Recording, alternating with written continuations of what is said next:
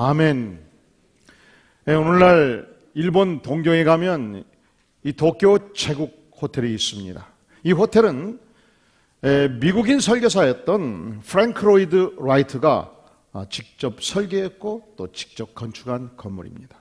이 건물이 유명한 것은 보통 건축물을 지을 때 우리 교회도 말이죠. 시공회사와 보통 12개월에서 14개월 내에 완공하기로 하고 건축을 시작을 해요. 그렇게 많은 시간 걸리지 않습니다.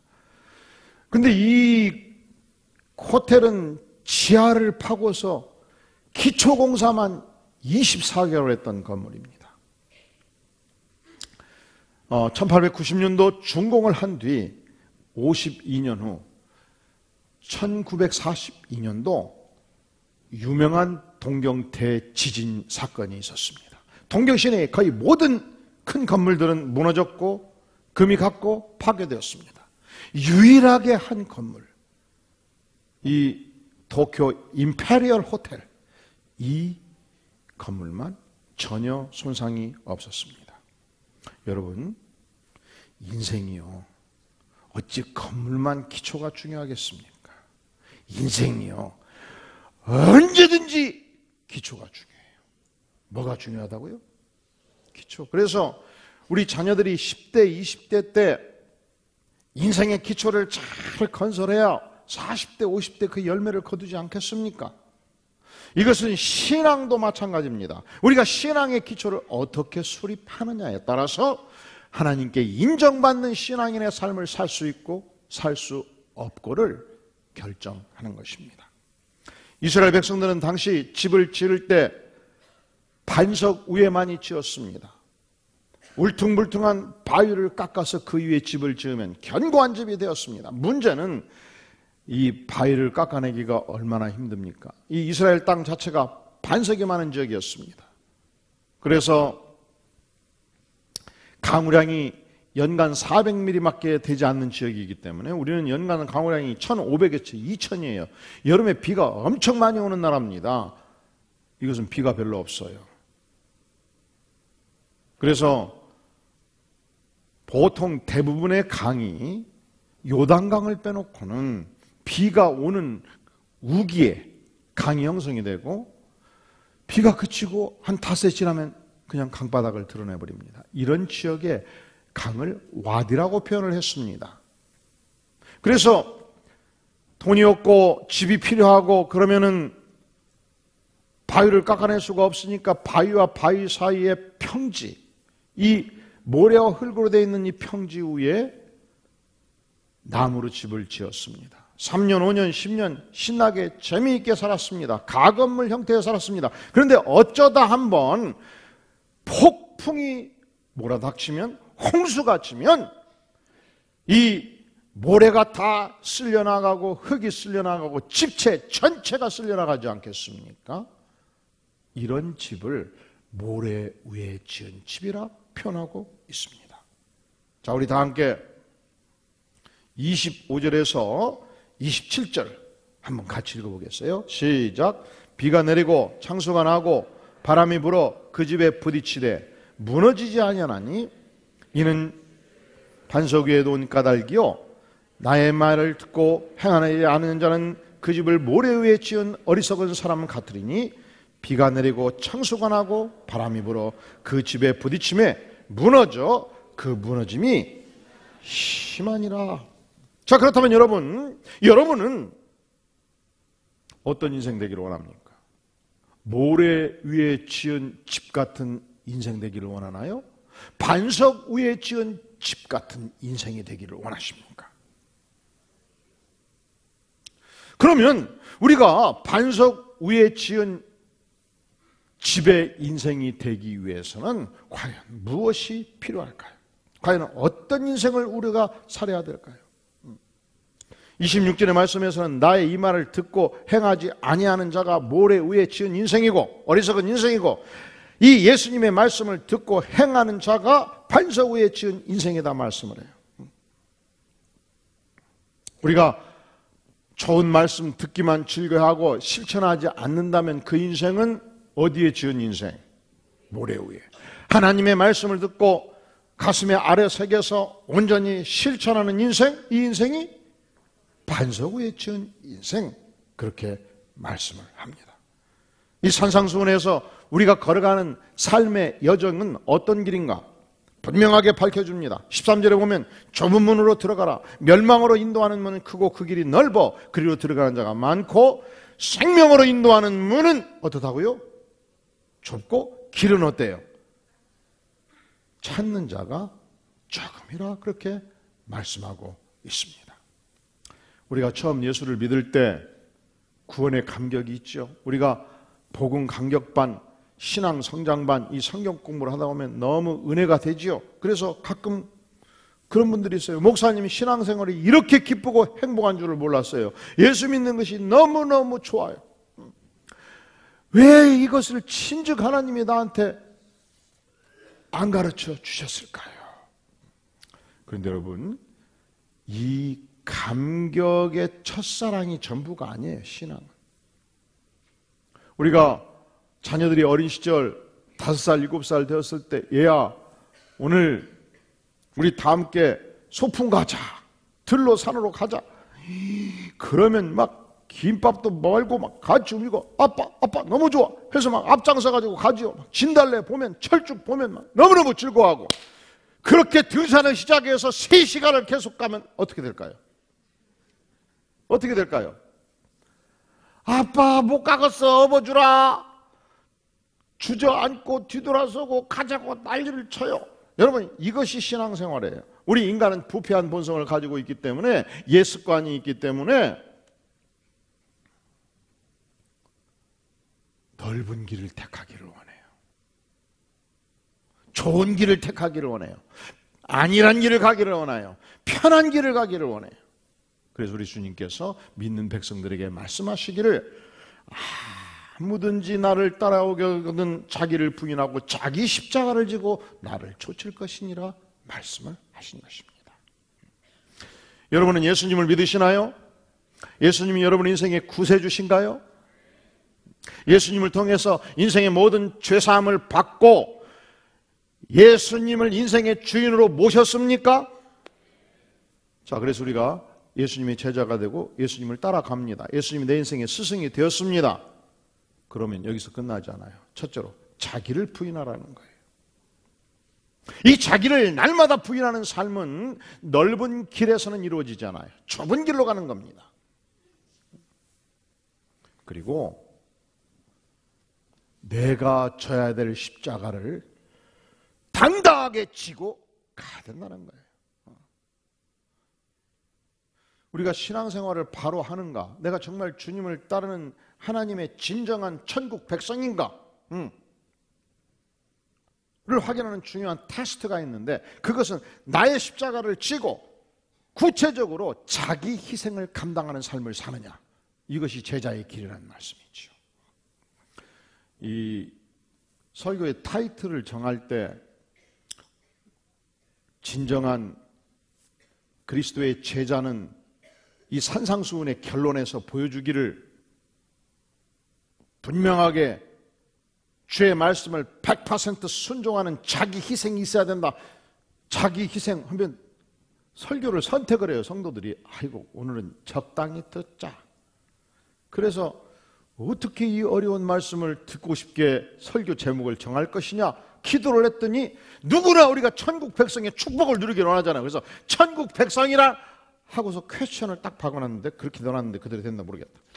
여기 보니까 천국 백성이라 퀘스천이 빠져버렸구나. 여러분 퀘스천을 넣으시오. 천국 백성이라. 천국 백성이란 뭐냐? 넓은 길을 가는 자가 아니에요. 안일한 길을 가는 자가 아니에요. 편한 길을 가는 자가 아니에요. 단지 눈에 보이는 쾌락과 행복만을 추구하는 자가 아니란 말이죠. 천국 백성이 가는 길은 그 길은 주의 말씀을 듣고 100% 순종하는 자예요. 이 말씀 앞에서 날마다 자기를 부인하는 자며 이 말씀 앞에서 자기 십자가를 지고 구체적으로 자기 희생을 하는 자예요. 그래서 특별히 교회 지도자들이 이걸 갖지 않으면 교회가 평안이 없고 혼란스럽습니다. 그래서 우리 안디교회에서는 이 장로님이 되고자 하는 분들은 최소한도 다른 거 다 해야 돼. 다른 거 다 해야 돼요. 열심히 목원들을 위해서 섬기고 사랑하고 말씀을 가르치고 목숨 걸고 기도하고 목자 일을 가야 되고 교회에서 하나님이 맡겨주신 직분들을 다 감당해야 돼요. 그리고 플러스 알파가 2개가 있는데 첫째로 3년간 화장실 청소를 토요일마다 하셔야 돼요. 그 청소를 하면서 다름이 아니고 내가 이 교회에서 장로가 되는 것은 이 교회의 성도들을 끝없이 발바닥까지 내가 핥아가면서 섬기고 사랑하겠다. 할렐루야. 그래서 다른 교회에서 장로 갖고 오신 분들은 다형으로 생각하시면 돼요. 그리고 2번째, 남편이 안 믿으면 여기서 2km, 3km만 떨어져도 교회 오기가 쉽지가 않아요. 3살, 5살, 7살 애기 데리고. 그래서 주일만 되면은 내가 3년간 차량 운행을 해서 성도들이 신나게 신앙생활을 하도록 내가 뒷받침하겠다. 그리고 장로가 되면 평생을 내가 그렇게 주의 백성들을 위해서 섬기고 살겠다. 이런 교회가 혼란스럽고 싸움박질하는 교회 있으면 나와보라고 그래요. 이게 지도자가 가야 될 길이에요. 이게 이 교회의 장로님과 안수집사님과 권사님과 목회자들이 가야 될 길이에요. 이거 자신 없으면 가지 마셔요. 인기를 누리고 싶고 인정받고 싶고 그러면 사회에 나가서 사업을 해서 직원들한테 인정받으시면 돼. 교회 와서는 내가 욕을 먹어도 좋습니다. 내가 무시받아도 좋습니다. 내가 하나님의 영광을 위해서 백성들을 위하여 나의 십자가를 지고 가겠습니다. 이 오늘 말씀이 굉장히 산상수훈의 최고봉인데, 삼상수훈에서 말하자면 히말라야 산의 최고봉인데 굉장히 어려운 말씀이에요. 하지만 피해갈 수 없는 말씀이에요. 박영성 선교사님은 우리와 더불어 10여 년을 같이 신앙생활한 우리의 형제입니다. 얼마든지 이 땅에서 편안하게 살 수 있는 자였습니다. 하나님의 부름을 받고 선교사로 부름을 받고 이 강성 이슬람권으로 들어가서 복음을 전하기가 너무 힘드니까 치과병원을 함께 세워가지고 각종 컴퓨터 장비와 이 치과병원 장비들을 직접 관리하는 일을 평신도 선교사로서 그들의 영혼을 돕고자 지금까지 헌신해 왔어요. 몇 년 전 이 내전이 일어나가지고 포탄이 떨어졌는데 그 옆에 있었으면 천국 갔을 거예요. 지금 예멘 지역에서 얼마나 치열한 전쟁이 펼쳐지고 있습니까? 공항이 폐쇄됐어요. 고립되어 있어요. 마실 물이 없고 생필품이 끊겨가는 상황 속에서 생존하고 있어요. 그러니까 우리가 이런 모습을 보면서 기도해야죠. 하나님, 생명싸개로 박영성 선교사님과 그 팀을 보호해 주시고 생필품을 날마다 주께서 공급하여 주시옵소서. 근데 여기서 멈추면 안 돼요. 이 땅의 모든 하나님의 백성들은 둘 중에 하나예요. 첫째는 떠나는 선교사. 두 번째는 여러분은 뭡니까? 보내는 선교사. 보내는 선교사로서 우리가 떠내보낸 선교사를 위해서 기도하고 지원할 뿐만 아니라 우리는 오늘의 삶의 현장에서 내가 살고 있는 지역에서 내가 출근하는 직장에서 이 생명의 복음을 보내는 선교사로서 우리 자신이 이곳에서 선교사의 삶을 사는 것입니다. 자, 당신은 하나님의 말씀을 따라서 좁은 길을 가기 위하여 어떻게 구체적으로 자기 십자가를 지고 주님을 섬기고 계시나요? 여러분, 주께서는 우리에게 안식일을 거룩하게 지켜라고 말씀하십니다. 일주일에 하루 주일을 주신 것을 우리는 영광스럽게 생각합니다. 주님이 나에게 십자가를 지고 가라고 말씀하시는 것은 여러분, 구체적으로 내가 예배를 위해서 준비하고 주일을 거룩하게 일주일의 삶에서 분리해서 온전히 주 앞에 드리는 축복이 여러분의 생애에 있기를 간절히 바랍니다. 이 희생이 없이 내가 좁은 길을 간다, 하나님의 말씀에 순종한다 말할 수 있을까요? 오늘날 젊은 세대들은 주일 개념이 약해요. 그래서 몸이 아프면 집에서 쉬어버리고, 요즘같이 날씨가 화창하면 교회 가려고 성경 딱 들었다가 야 준비해라 나가자 해가지고 그냥 설악산 가버리고, 그러면서 아무든지 나를 따라오게든 자기를 부인하고 자기 십자가를 지고 나를 쫓을 것이니라, 이 말씀에 순종할 수 있겠느냐고요. 그러면서 좁은 문으로 들어가라, 멸망으로 인도하는 문은 크고 그 길이 넓다고 그랬는데 과연 내가 좁은 길을 가고 있느냐, 하나님께 물어봐야 돼요. 내가 일주일에 한 달의 삶을 살 수 있는 여유 있는 수입도 있습니다. 내가 사는 물건들은 명품을 삽니다. 텔레비를 한 대를 사도 크고 좋은 걸 삽니다. 그런데 예배를 드리고 주님께 헌금을 드릴 때만큼은 초라하게 500원이냐 1000원이냐 머릿속에서 계산하고 있습니다. 이렇게 해서 내가 주님을 위해서 십자가를 지고 있다고 말할 수 있겠느냐? 주변에 무수한 영혼들이 멸망을 향해서 가고 있습니다. 그래도 1년에 단 한 번도 전도하지 않으면서, 한 영혼도 주 앞에 인도하지 못하면서 내가 좁은 길을 가고 있다고 말할 수 있느냐, 이 말이에요. 말씀에 순종하기 위해서 구체적으로 어떤 대가를 치르고 있는가 물어봐야 돼요.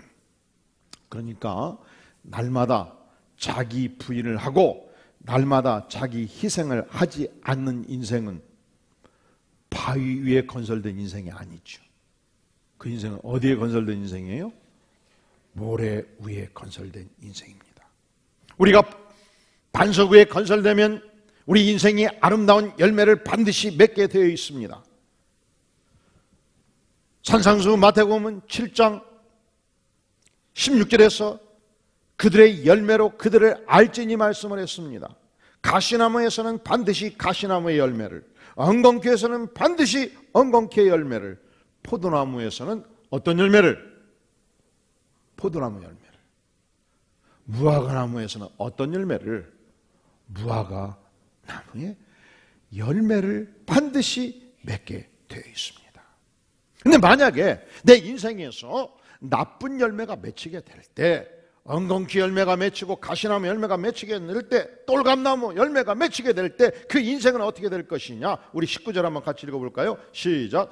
아름다운 열매를 맺지 아니하는 나무마다 찍혀 불에 던져지느니라. 그러므로 그들의 열매로 그들을 알리라. 우리가 만약에 아름다운 인생의 열매를 맺히지 않는다면, 가시나무 열매를 맺힌다면, 엉겅퀴 열매를 맺힌다면 어떻게 된다고요? 찍혀요. 그리고 어디에 던져져요? 불심판에 비참한 인생이 된다고 주께서 말씀하십니다. 자, 어떤 인생이 반석 위에 건설된 인생인가? 날마다 주 앞에 자기를 부인하는 인생, 날마다 내가 져야 될 분명한 십자가를 지고 가는 인생, 좁은 길을 가는 인생, 아름다운 열매를 맺는 인생. 그리고요, 우리 21절 한번 같이 읽어볼까요? 시작. 나더러 주여 주여 하는 자마다 다 천국에 들어갈 것이 아니요 다만 하늘에 계신 내 아버지의 뜻대로 행하는 자라야 들어가리라. 누가 천국에 다 가는 게 아니라고요? 주여 주여. 입술로만 주여 주여 외치고 마음속으로는 예수님을 안 따르는 자, 입술로만 주여 주여 외치고 사는 것은 지 뜻대로 사는 자 아니라는 거예요. 그러면 누가 천국 백성이냐? 누가 천국 백성이라고요? 하늘에 계신 내 아버지의 무엇대로? 뜻대로 행하는 자. 그러면 이게 전도 폭발하고 충돌하네? 사역력하고 충돌하네? 여러분, 요한복음 1장 12절에서 영접하는 자 곧 그 이름을 믿는 자들에게는 하나님의 자녀가 되는 권세를 주셨죠. 누가 하나님의 자녀가 되는 거예요? 예수님을 영접하는 자, 예수님을 믿는 자. 그렇죠? 요한복음 6장 47절에서 내가 진실로 진실로 너에게 이르노니 믿는 자는 영생을 가졌느니, 우리가 영생을 갖는 것은 뭐가 필요해요? 믿음이 필요해요. 자, 믿음으로 구원을 얻지요. 근데 오늘 말씀 다시 보세요. 21절 하반절, 다만 하늘에 계신 내 아버지의 뜻대로 행하는 자라야 천국에 들어간다. 그러면 천국 입성의 조건이 뭐예요? 아버지의 뜻대로 행동하는 자. 행동신앙이잖아요. 하나님은 어디서는 믿음으로 천국 간다 그러고 어디서는 행동으로 천국 간다 그러고, 아이 참 힘들다. 혼란이 생기지 않습니까? 그래서 이 문제를 우리가 이해하기 위해서는 믿음의 정의, 믿음의 개념, 무엇이 믿음인가를 다시 물어야 돼요. 무엇이 믿음인가? 무엇이 믿음이에요? 믿음이란 예수님께서 십자가에 피 흘려 돌아가심으로 내 인생의 모든 죄를 용서해 주시고 예수님이 구세주인 것을 믿는 것입니다. 이렇게 믿을 때 하나님의 영이 내 안에 임하십니다. 이 하나님의 영은 내 인생을 다스리십니다. 이 하나님의 영이 내 인생을 다스릴 때 나는 나의 뜻을 내려놓고 하나님의 위대한 뜻 앞에 내 인생을 굴복시키고 100% 순종하는 삶을 삽니다. 그러니까 내가 하나님의 뜻에 온전히 굴복하고 100% 성령의 능력 앞에서 순종함으로 믿음이 완성되는 거예요. 이게 믿음의 열매예요. 믿음의 총괄적인 개념이에요. 그래서 믿음은 뭐냐? 내가 예수님을 믿고 그 믿음 안에서 내 인생 전체를 드림으로 순종하는 것까지 포함해요. 로마서 1장 5절은 말씀하기를 그로 말미암아 우리가 은혜와 사도의 직분을 받아 그의 이름을 위하여 모든 이방인 중에서 믿어 순종케 되나니. 따라해 볼까요? 믿어 순종케 되나니. 믿어 순종케 되나니. 믿음은 순종으로 완성되는 거예요. 100% 하나님의 말씀을 믿고 그 은혜 앞에 서게 될 때에 내 자신을 100% 하나님께 드려서 말씀 앞에 순종하는 인생, 이게 믿음이에요. 이게 구원받는 믿음이고, 이게 완성된 믿음이고, 이게 인정받는 믿음이에요. 그래서 우리가 하나님의 말씀을 들을 때 내가 잘 이해가 안 된다고 해서 사회적, 세상적 관점에서 하나님의 말씀을 물타기를 하면 안 돼요.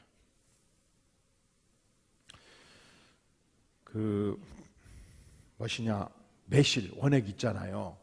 여러분, 매실, 원액을 먹을 때는 반드시 물타기를 하셔야 돼요.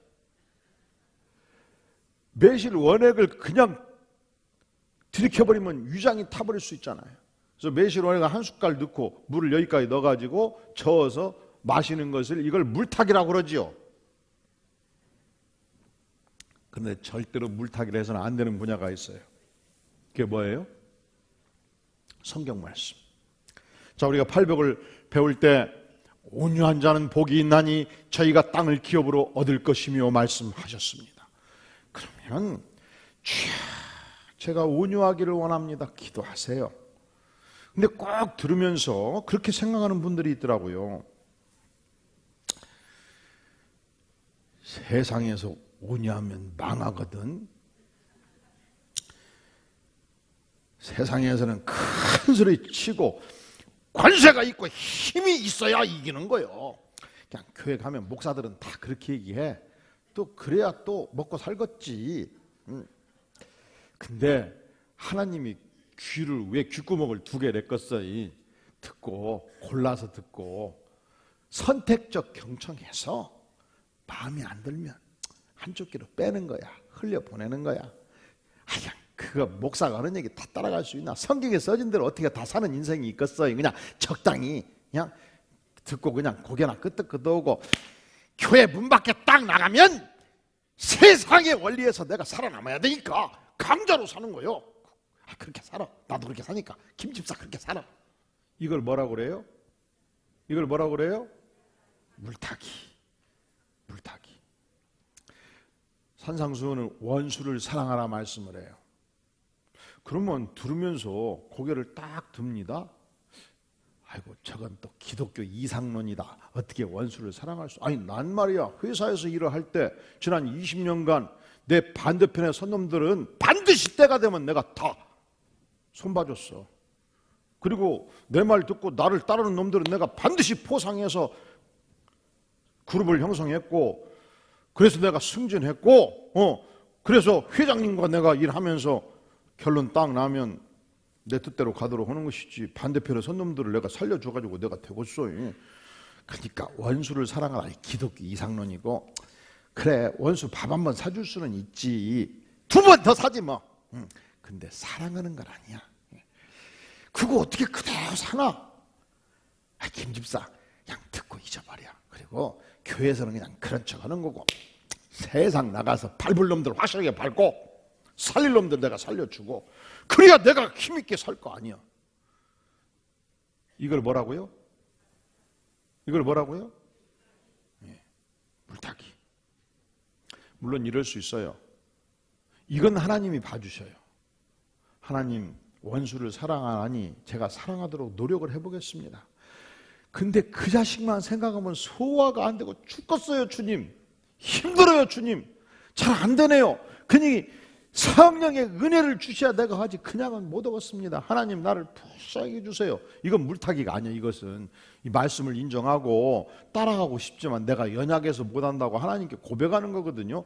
이건 하나님이 봐주셔요.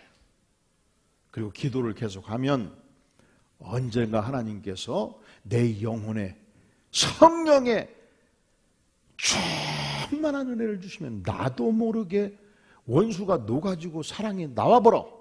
저절로 나와버리는 그때까지 치둘러. 그때까지 어떻게 하라고요? 그건 하나님이 봐주셔요. 근데 이 말씀을 부인해버리면 하나님이 도와주시지요. 물타기가 된단 말이죠.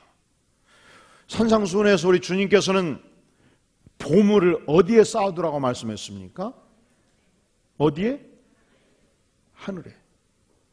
이 보물의 개념은 우리 인생의 모든 자원이에요. 내 생명, 내 시간, 내 은사, 내 재물, 이걸 하나님의 영광을 위해서 소중하게 쌓으라는 말이죠. 근데 이것을 하나님의 영광을 위해서 하늘에 쌓지 않으면 이 재물이나 은사나 이 시간의 자원들을 다 누가 먹어버려요?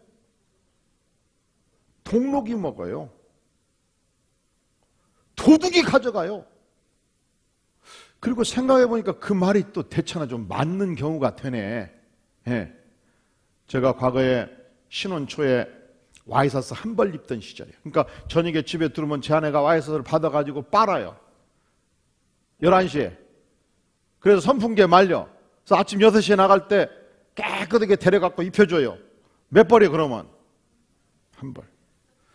근데 1층에 유명한 대학의 학장님이 사셨는데 가끔 인사로 가면은 장롱이 있고 장롱 위에 이렇게 천정하고 장롱 사이가 있잖아요.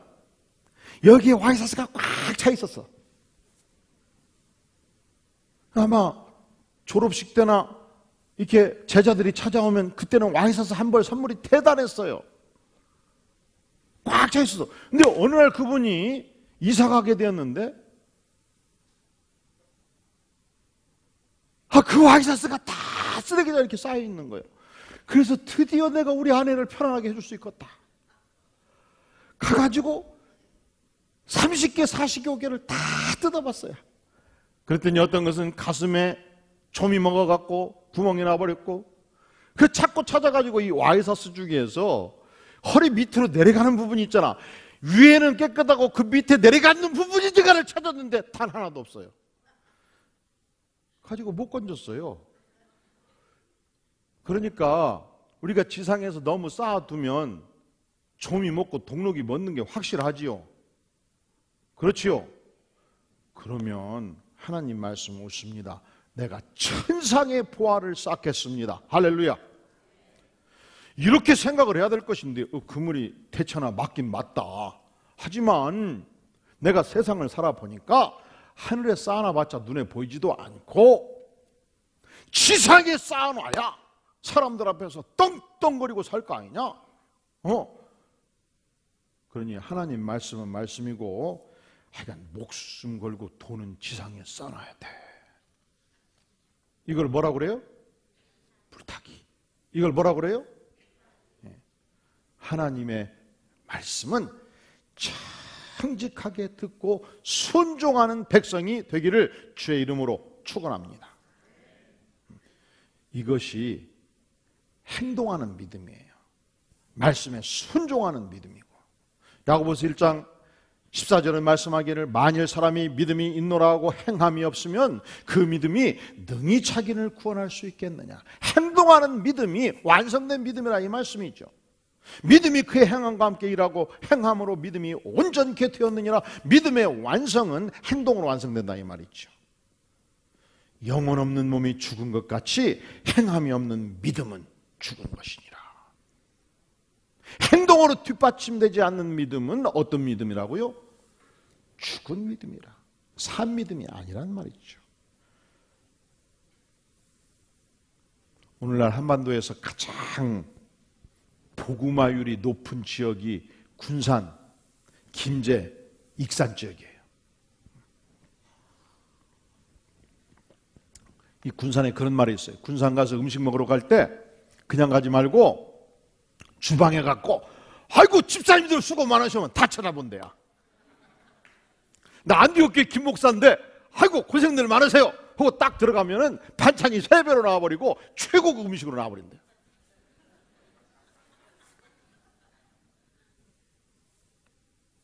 근데 이 지역에서 최초의 복음을 전했던 선교사가 윌리엄 젠킨스 선교사였는데, 이분이 당시 호남 쪽에 미국의 남장로교에서 7명의 선발대가 투입이 됐어요. 그때가 1892년도였어요. 그때부터 이 군산 지역을 중심으로 선교 활동이 시작이 된 것입니다. 그런데 이 윌리엄 젠킨스 선교사가 발바닥에 발통이 달렸다는 별명이 있을 만큼 열심히 전도 활동을 한 거예요. 군산에 군산교회, 개복동교회, 구암교회를 개척하고 김제 지역에 내려가서 송지동교회, 복원교회, 대창교회를 건설하고, 그리고 대한민국 최초로 선교회를 만들어요. 선교회를 만들어서 그 유명한 고군산 열도 지역, 문여도, 신주도, 선유도, 대장도를 다니면서 교회를 세우고, 너무 열심히 전도 활동하다가 병이 들었습니다. 그것을 한 미국의 선교부가 1904년도 특명을 내려요. 군산에서 철수해서 전주 서문교회에 가도록 하고, 전주 서문교회에서 20리 밖을 못 나가게 명령을 해요. 요양 생활을 집중하라고. 그러니까 이 양반이 요양하라고 보냈는데, 그러면 아침 일어나서 밥 먹고 먼 산 바라보고 운동하고 쉬어야 되는데 전주 시내를 그냥 날마다 쏟아지면서 전도 활동을 한 거예요.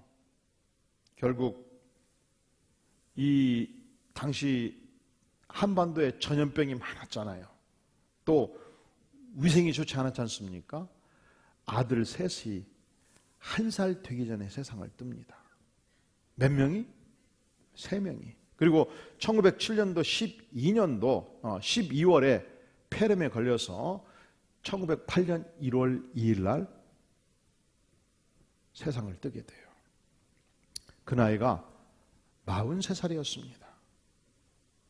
이렇게 전심에서 말씀에 순종하고 전도하는 자가 있었기 때문에 바로 그 지역이, 그가 발걸음을 옮겼던 군산과 익산과 김제 지역이 오늘날 전국의 복음화율이 35%에서 40%의 믿는 백성들을 보유한 특별한 지역으로 바꾸어진 것입니다.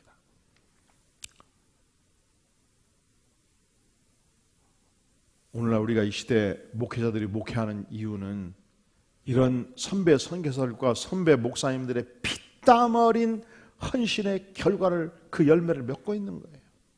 우리 방송수 집사님 아버님도 처음 복음화 이 한국의 50년대 60년대 인구 3%가 예수 믿던 시절에 해남 지역에서 교회를 짓고 그 지역에 많은 주변 교회를 세우고 평생에 3번을 교회를 지으셨대요. 3번. 몇 번? 우리도 이 시대를 살면서 3번은 교회를 지어봐야 되겠어요. 그 축복이 여러분들에게 있기를 바라요.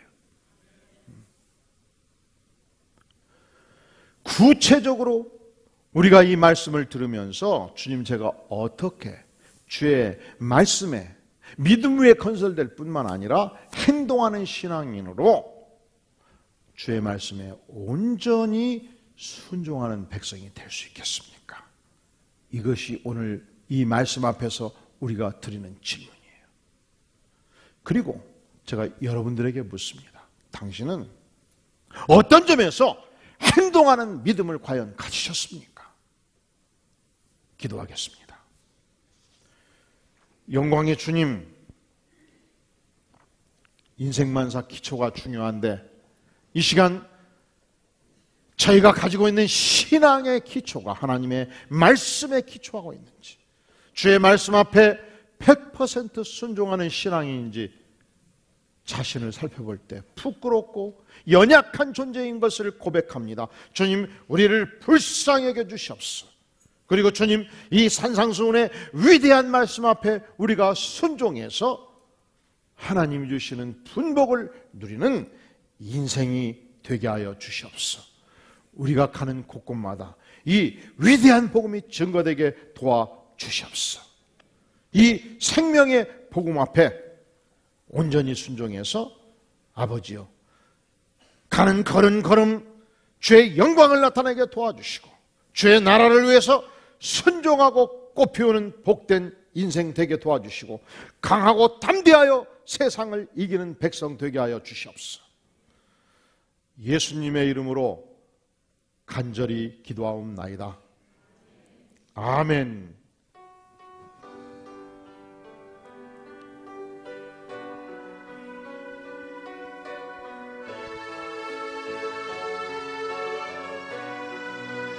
너의 가는 길에 너의 가는 주의 길에 주의 평강이 있으리.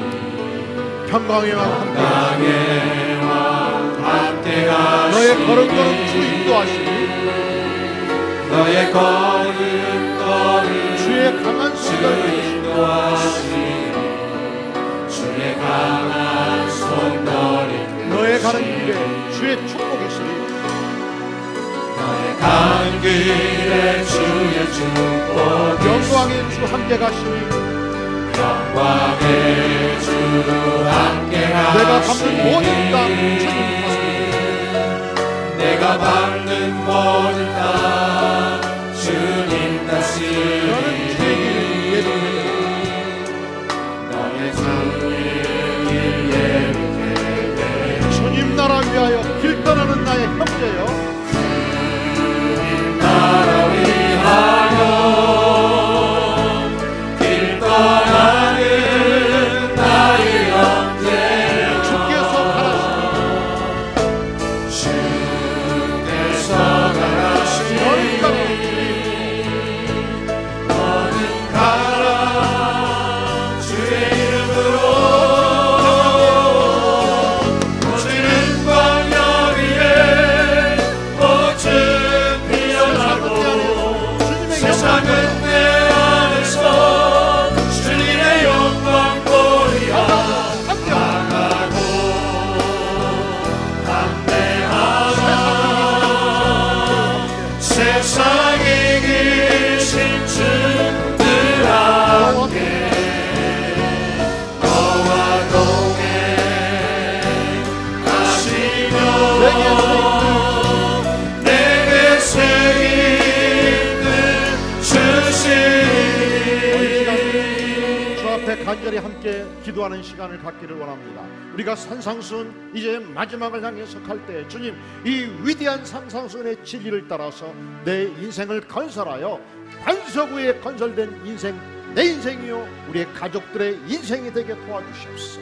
말씀을 단지 들을 뿐만 아니라 구체적으로 실천해서 축복받는 하나님의 백성 되게 하여 주시옵소서. 간절히 이 시간 통성으로 주 앞에 기도하겠습니다. 주님 감사합니다. 우리가 하나님의 말씀을 꽃은 피어나고 세상은 내 안에서 주님의 영광 보리라. 강하고 담대하라 세상에 계신 주들 함께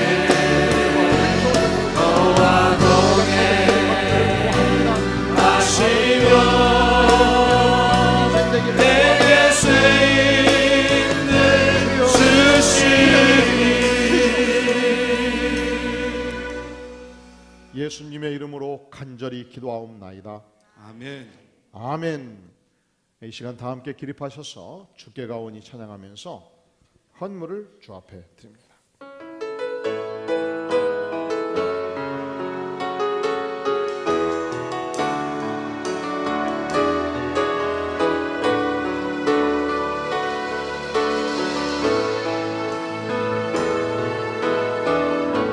주께 가오니 날 새롭게 하시오. 주의 은혜를 부어주소서.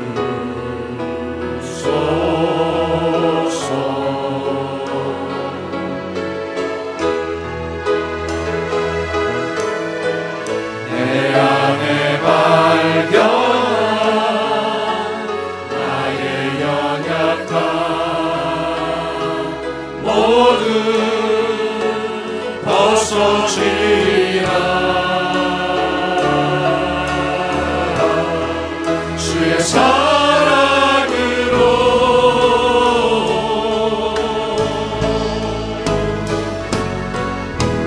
주 사랑 나를 붙드시고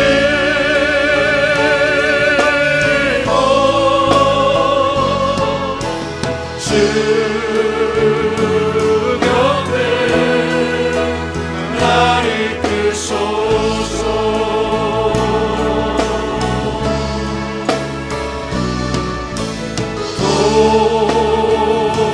독수리 날개쳐 올라가니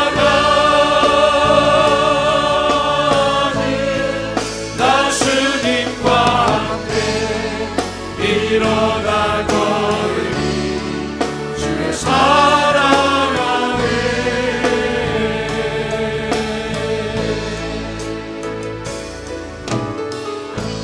나의 눈 열어 주를 보게 하시고 주의 사랑을 알게 하소서.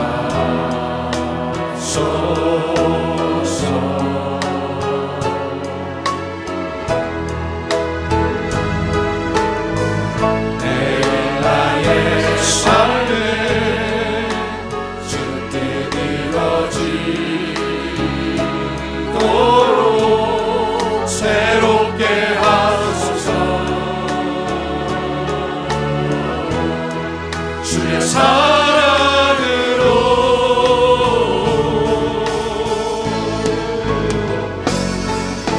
주 사랑 나를 붙드시고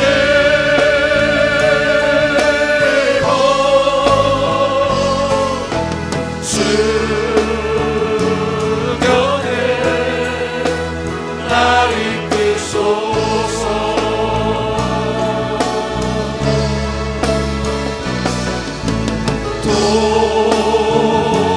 독수리 날개쳐 올라가니 나 주님과 함께 일어나거니 주의 사랑 안에.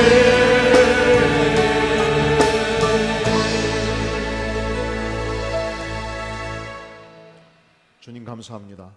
연약하고 부족한 인생 하나님께서 붙들어 주셔서 주의 위대한 말씀을 실천하는 인생이요 천국 백성의 삶을 걷게 도와주시니 감사를 드립니다.